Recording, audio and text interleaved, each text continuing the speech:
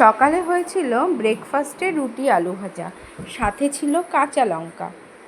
আর এটা শুধু আলু ভাজা ছিল না, এর মধ্যে ছিল হলো ওই যে আমরা ওটাকে চাল কুমড়ো বলি, সেই চাল তোমরা কি বলো একটু জানিও কমেন্টে। সেই কুমড়োর খোসা ভাজা ভালোই লাগে, ভাজা করলে গরম ভাতে খেতে কিংবা রুটির সাথে খেতে খুবই ভালো লাগে। আমরা রুটি দিয়ে খেয়েছিলাম। আর এখানে আমি ছাদ বাগান থেকে কিছু থানকুনি পাতা তুলে নিয়েছিলাম। সেটা দিয়ে কী করবো জানো, থানকুনি পাতাগুলোকে একটু কুচি করে নিয়েছিলাম। আর দেখো এখানে বেসন দিয়ে বড়া করেছিলাম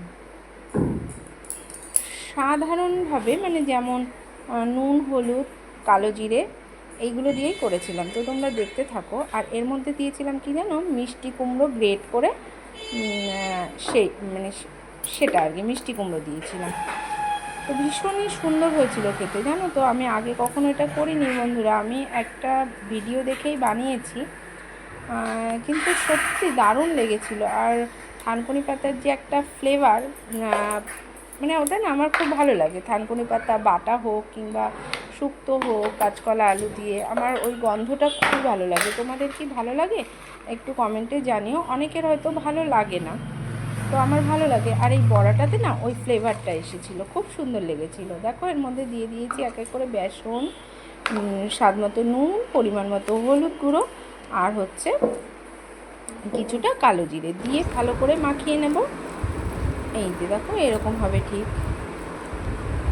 তোমরা এখনও যারা খাওনি তারা একবার করে খেয়ে দেখো, খুব ভালো লাগে সত্যি। আমি এই ফার্স্ট টাইম বানিয়েছি, কিন্তু আমার কাছে খুব সুন্দর লেগেছে। আমার ছেলে কখনো এটা খায় না, থানকুনি পাতা বাটা কিংবা শুক্তো খায় না, তবে এই বড়াটা ভেজেছিলাম, ও কিন্তু খেয়েছিল।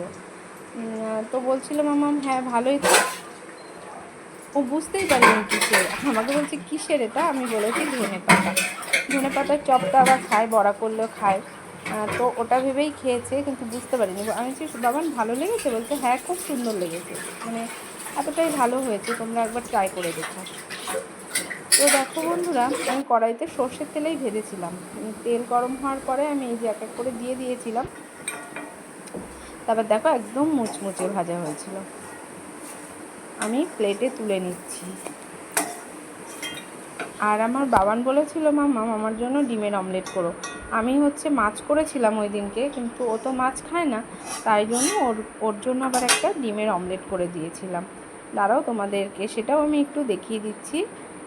এই দেখো এটা এরকম হয়েছে, বড়াটা খেতে দুর্দান্ত স্বাদ হয়েছিল। আর এখানে দেখো ওর জন্য একটা ডিমের অমলেট করে দিচ্ছি।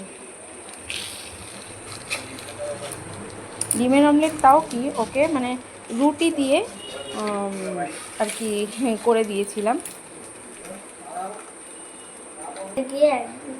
ওটাই খেয়েছিল। আর ভাত খেয়েছিল।